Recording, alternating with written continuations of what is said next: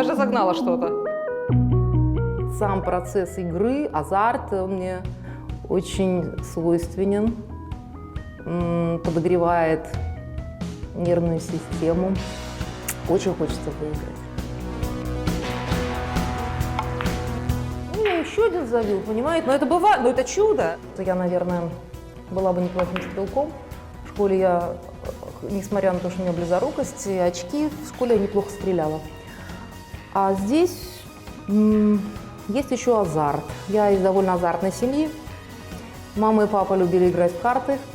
Какое-то время мы даже с отцом играли в дамский преферанс. Он меня научил. Довольно интересная игра. Папа был очень азартный. Когда он выигрывал, он очень радовался практически по-детски. Когда он проигрывал, он очень переживал. И играть с ним было, в общем-то, чисто психологически сложно. Когда проигрываю, я стараюсь реагировать. Хотя на самом деле это неправильно. Все эмоции должны, в принципе, иметь какой-то выход. Когда человек накапливает в себе плохие эмоции, он потом это как-нибудь в нем отзовется болезненно в другой ситуации.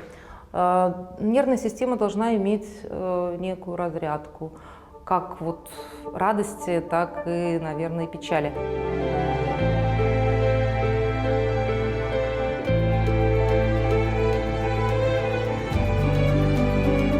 Давай-ка еще раз. Моя. Давай, да, включайся.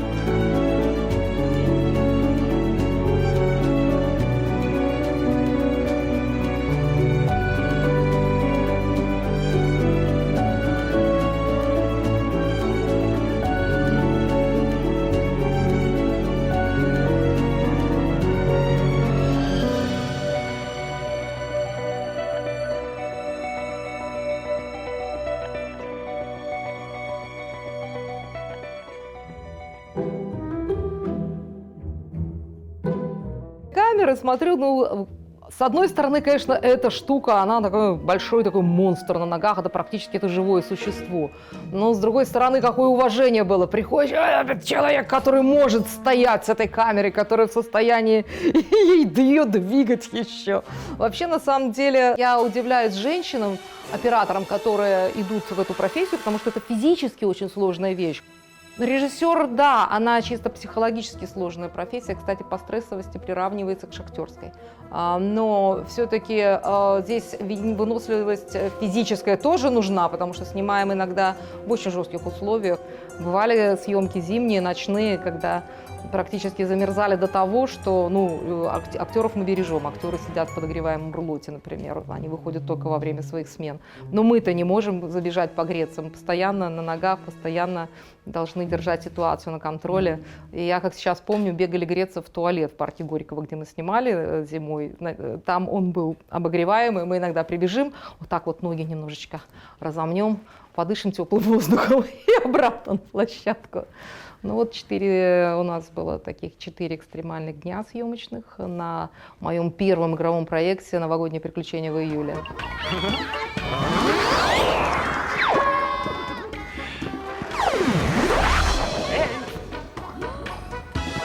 О, снимочек для истории.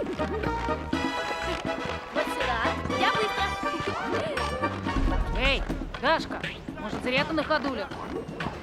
Интуиция мне подсказывает.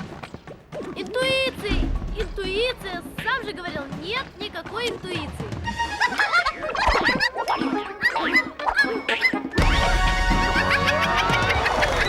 Мы росли на площадке вместе с моей дочкой. Она с самого первого фильма непосредственно, во-первых, являлась участником обсуждения сценария, как минимум. И некоторые замечания были достаточно ценные.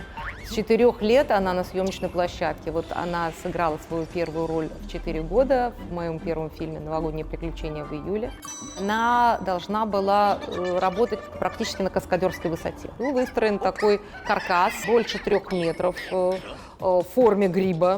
Девочку сажали наверх, и, конечно, каскадер там крепил, там каким-то образом страховался, но на самом деле я сама туда поднялась на эту высоту, посмотрела сначала и поняла, что есть некоторые сложности. То, что мы репетировали дома или там подготавливались к съемкам, это было одно. И вот я думала, как она среагирует, как она сможет справиться с этой задачей. И справилась, надо сказать, очень хорошо. Я сама сейчас иногда пересматриваю этот эпизод. Ребенок смеется, плачет, искренне достаточно, веришь во все происходящее. Правда, потом, когда слезла после этого, посмотрела на меня серьезно и сказала: когда у меня будет ребенок, я не буду давать ему такие сложные роли. Маша, работаем под мою команду. Когда я, значит, говорю «начали», это значит, ты всхлипываешь. Так, репетиция. Приготовились. Маша, начали.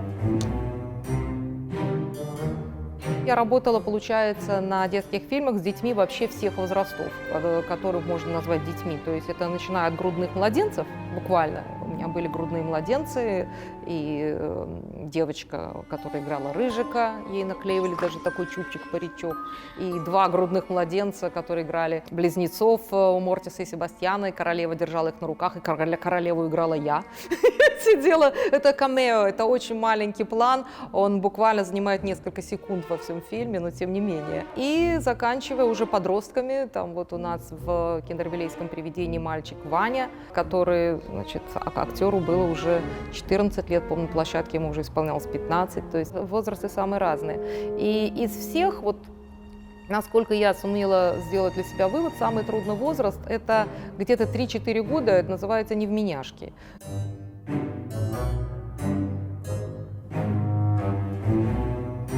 Приготовились. Начали. Замечательный, красивый мальчик, вот 3 года. Никита, хочешь сниматься в кино? Мама с бабушкой перевели. Да, хочу. Ты любишь? Да, я буду сниматься. Ты умеешь быть актером? Да, сделай тигра. Что показал.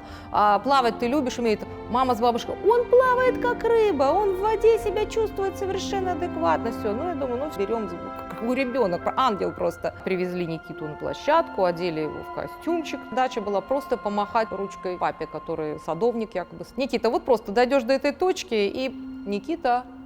А Никиты уже нету, он где-то, не знаю, он уже отбежал за 100 метров, и за ним уже галопом бежит бабушка, ставит его на точку. Короче, и что бы мы ни говорили, он вообще отказывался что-то делать. Потом я уже не... у меня время идет, а искать другого актера очень тяжело. Самое интересное, что нашелся способ, который я вообще даже не программировала, просто случайно у меня была шоколадка маленькая. Я говорю, а шоколадку хочешь? И тут в глазах возник интерес. Я говорю, значит так, ты идешь сюда, машешь дяде ручкой, и тогда ты получаешь этот шоколад. Все пошло как по маслу. Мы знаем, куда надо стать, как помахать дяде ручкой и получить шоколадку. В городе Щучин там, собственно говоря, нужно было тонуть в фонтане. С утра наши каскадеры огромным тигелем грели там воду, чтобы вода, не дай бог, была не холодная для ребенка. Нашли самый маленький водолазный костюмчик, который надевался под одежду, чтобы его, не дай бог, не было какого-то дискомфорта. Значит, первая, камера включается, Никита становится в воду, падает, и все. После этого у него истерика. И что делать, мы просто не знаем. То есть, а надо снять хотя бы, как детская ручка стягивает кольцо с руки женщины. Вот. Я бегаю по этому Щучину, хватаю первого попавшегося ребенка, который идет с бабушкой примерно такого возраста. Это была девочка. Говорю, девочка, шоколаду хочешь? Девочка, хочу! Иди попробуй снять колечко, и будет это самое, будет тебе счастье. Девочка делает все, мы надеваем эту рубашечку, стягивает это колечко, то есть мы снимаем крупный план, кувшинки какие-то. А когда Никита упал в этот фонтан, тогда была включена камера. То есть падение мы как-то там сняли. И следующий кадр, который нам нужно сделать, это просто снять этого Никиту, которого якобы вытащили из воды и завернули в шаль. Но тут спасает уже актриса, говорит, вы его только достаньте, потому что я его уже спасу, заверну и все это самое. И вот его оттуда достает каскадер, причем он ревет, он сниматься не хочет, у него... Это все, Лизка хватает, его в шаль заворачивает.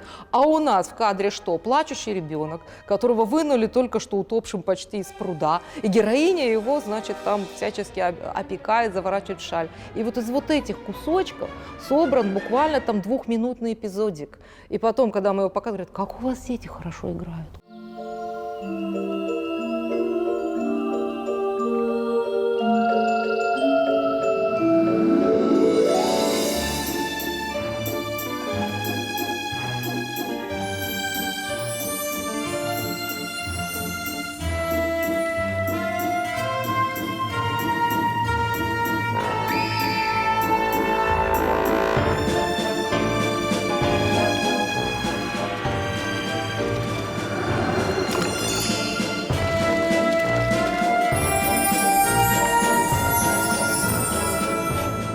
Да, вот сейчас я даже смотрю, этот стол вызывает такие ностальгические воспоминания на очень похожем столе, но только у нас была пленочка пошире, 35-миллиметровой. Мы монтировали мультфильмы. Когда я пришла на киностудию, именно на таком оборудовании, ну, примерно на таком оборудовании мы этим занимались. Я сама еще склеивала вот эти пленочки, у нас был такой нормальный пресс со скотчем. Все делали вручную. То есть сейчас этот обман делать немножко легче, больше всяких приемов, а тогда нужно было больше, наверное, придумывать, как ту или иную свою задачу поставить или те или иные ляпы исправить. Я, синяя свита наизнанку шита, пришел с тобой в прятки сыграть.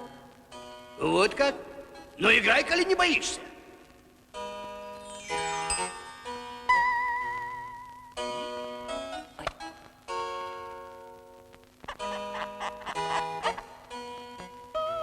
Когда я только запускалась со своим первым режиссерским проектом, мой мультик «Иллюзион», это была моя первая такая попытка себя заявить. В то время был художественный руководитель мультстудии Игорь Волчек, который тогда меня и запустил практически вот в это плавание.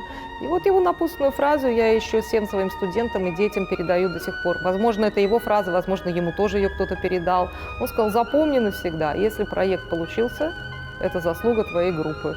Если он провалился, виноват один режиссер.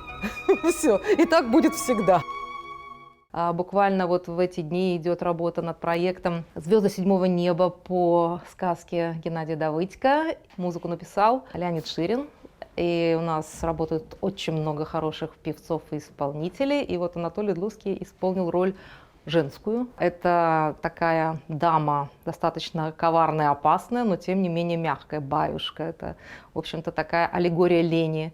Толя там и актерские, значит, ее сумел обыграть очень интересно. И, я думаю, песня «Баюшки» одна из таких, может быть, наших знаковых песен получилась в этом проекте.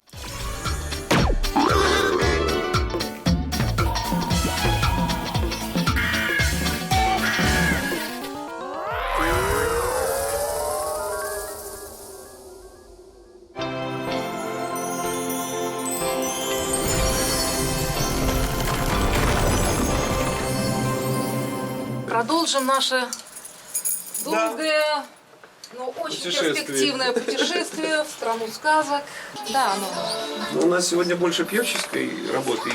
да, в основном певческая. У Юры одна фраза только, которой не хватает в тексте, но у него рэп кота, у него игра кота, у него вторая партия шептал, которую одну напел нам Дима, а второй голос, я думаю, Юра напоет. У Оли феи портал. И фея, как всегда, вот эта песня о трусости.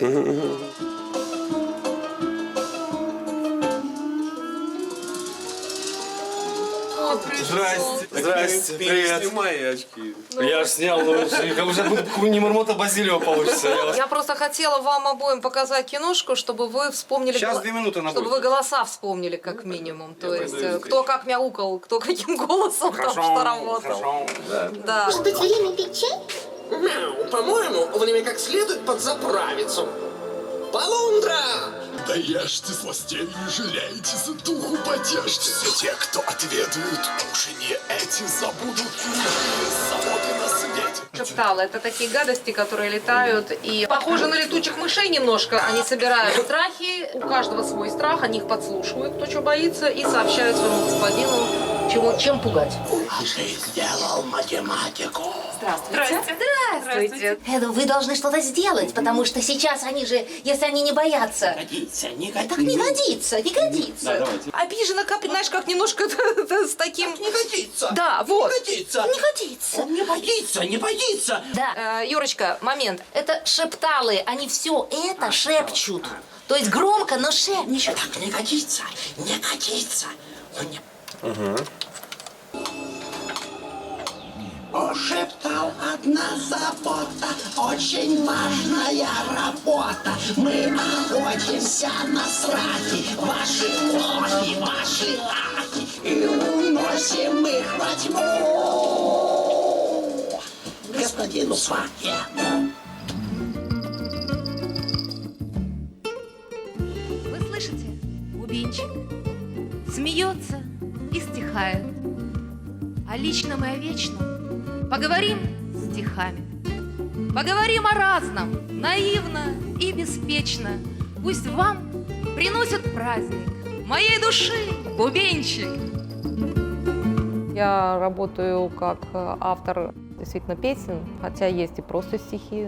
Очень часто вот текст вот этот, который под кого-то делается, «Рыба», уже она предполагает, кто будет петь. Важно, чтобы текст, который ты делаешь, лег на исполнителя и понять, что он хочет. То есть здесь я иногда очень долго разговариваю, пытаюсь хотя бы подсознательно выяснить, что вот, как воспринимает исполнитель эту песню, чего он хочет. Иногда говорят конкретные вещи, набрасывают, или говорят, на что должна быть похожа песня, или тема, или что-нибудь. Иногда говорят, ну, полностью доверяем, там, скажем, как хотите. А один раз случай был, когда пришла девочка, я сказала, ну, вот как ты видишь, какая должна быть песня, о чем? Она говорит, ну, понимаете, у меня будут вот такие серебряные сапоги, и вот такой здесь топ. Вот, и такие были пожелания. Ну, тот вариант не прошел, не пошел никуда.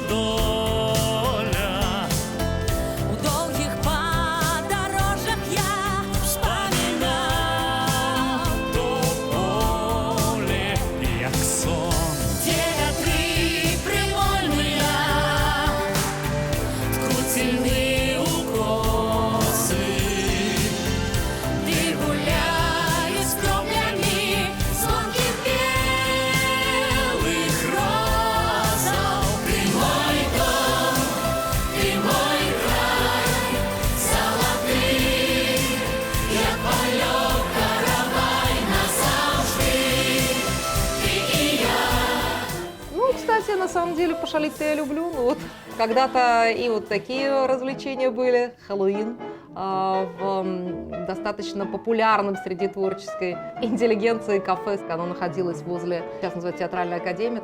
Туда заходили художники, туда заходили артисты, поэты. Ну и вот один из хэллоуинов мы отмечали именно в этом кафе с участием телевидения. Копченая треска и белое вино. Зеленая тоска, забытая давно. Все мило, как вчера, но ровно без 5 ты скажешь, мне пора, любимая, прости. С такой нежностью вспоминаю период работы с Владимиром Кондрусевичем. Очень много неплохих песен и абсолютно вся музыка в «Рыжике в зазеркалье». Много песен-баллад в фильме «Киндервилейское привидение». Весь фильм озвучен Владимиром. Кроме того, я считаю, наша, может быть, коронная работа – это работа над рок-оперой Софья Гальшанская. Долго вынашивалась эта, в общем-то, идея Кондрусевичем. Он перебрал несколько либретистов, и вот, в конце концов, мы с ним на пару пришли все-таки к такому знаменателю, который его устроил. Это очень-очень въедливый автор. В принципе, материала было очень мало, а историческое просто пересказ данных, это не есть интересно, тем более в формате мюзикла. Нужно было эту историю создать. Это была молоденькая девушка, которая стала королевой, выйдет замуж за очень пожилого короля, у которого уже были какие-то дети, но у него не было наследника, собственно говоря. Из-за этого сыр-бор потом и происходил, потому что Софья неожиданно от пожилого человека родила именно сына, и он имел право претендовать уже на трон. То есть это достаточно серьезный был вопрос, и ее обвинили в измене, в том, что сын не от короля. Но мне этого было мало для истории. История должна все-таки шевелить эмоции, чувства. И мне пришлось покопаться и найти какой-то ход. Я нашла такой факт, что практически сначала Ягайло сватался не к Софье, ну его планировали посватать к сестре Софьи старшей. Была старшая сестра Василиса. Но чем-то ему девушка не понравилась, собственно говоря, на этом история там и заканчивается в исторических фактах, по крайней мере, я больше не нарыла. И вот этот персонаж, просто я за него зацепилась, и создалась вот такая интересная история, когда амбициозная старшая сестра хочет стать королевой, ее не пугает ничего, младшая мечтает только о любви, и тем не менее происходит какое-то чудо, любовь все-таки существует. Для меня был очень важен принципиальный момент, что любовь Софьи и Ягайло Это чудо, которое произошло потому, что вот это была Купальская волшебная ночь, и потому что был цветок папоротника, и потому что судьба подарила этот цветок Софье на счастье. Вот мне кажется, там не совсем это точно понятно, почему она его полюбила.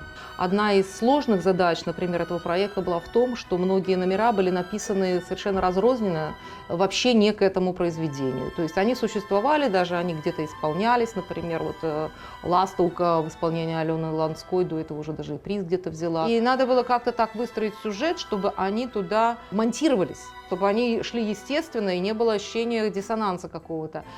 Поэтому в некоторых местах менялись тексты, причесывались, или какая-то часть текста менялась. Где-то вот я дописывала свои. То есть это была достаточно жесткая работа, легче иногда бывает с нуля. Тогда оно логически друг за другом идет. А здесь очень много производилось рокировок, пока, например, вот оно не выстроилось в некотором балансе, который воспринимается более-менее естественно. Опомнись, Василиса! Я слыхала, король жесток и вспыльчив. Говорят, 3 жен похоронил уже.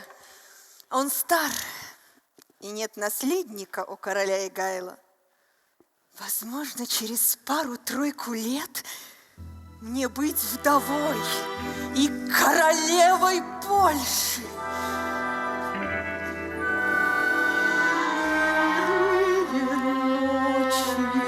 Так тянутся долго, а ветер листвой шелестит у порога, заманчиво шепчет про дальние страны, и я уже слышу. Здесь принципиально делалось и на белорусском, и на русском, и какие-то вкрапления польского языка были, чтобы показать, что это было ВКЛ, собственно говоря, это была одна страна. То есть здесь разные языки. А сердце подскажет дорогу на трон. Знов ратує щось от доброї води. Это память святов стародавние Конечно же, волновалась ужасно. Но самое, наверное, главное в этом всем и самый пиковый момент, когда ты понимаешь, что вот спектакль закончился, аплодисменты, зал встает, и артистов долго не отпускают со сцены, потом кричат авторов, то есть мы тоже выходим, и видно, что занавес открывается по нескольку раз, что зал не разбежался, что все благодарны. Это, наверное, то, ради чего живешь. Ведь это же делается не ради денег, это делается ради чего-то высшего. Это общение с твоим зрителем, непосредственный контакт, ты отдаешь свою энергию, он отдает тебе свою. Это вообще ни с чем не сравнимо. То есть творческие люди, они для этого и живут. То есть очень многие же работают иногда практически бесплатно. Главное – это иметь адресата, чтобы тебя услышали, увидели, поняли. Это наше счастье. Как умел я, так и жил, мама, обо мне не грусти. И за все, чем грешил я в пути, не суди, но прости, мама. Всякое бывает, всякое. Я не могу сказать, что у меня жизнь была очень же легкая, что мне судьба подкидывала только пряники. Далеко нет. Бывало всякое. И с работы тоже приходила, падала на пол, почти ревела. Все бывало. Как говорится, кольцо Соломона. Все пройдет, пройдет и это. То есть время расставляет все на свои места. И когда ты оборачиваешься назад, и то, что тебе кажется, может быть, самым большим провалом в своей жизни, или большим стрессом, или большой неприятностью, чем-то непреодолимым, что было до того, ты думаешь, что, может быть, и это было к чему-то. Может, оно к чему-то привело, на что-то не рассчитывал, не планировал, а вышло так. То есть мы не можем полностью планировать себя, свои события. Как говорится, мне все равно кажется, нужно быть оптимистом. и стремиться, конечно, к лучшему, к хорошему, к позитивному, потому что все остальное, оно само тебя найдет. Зачем об этом лишний раз переживать?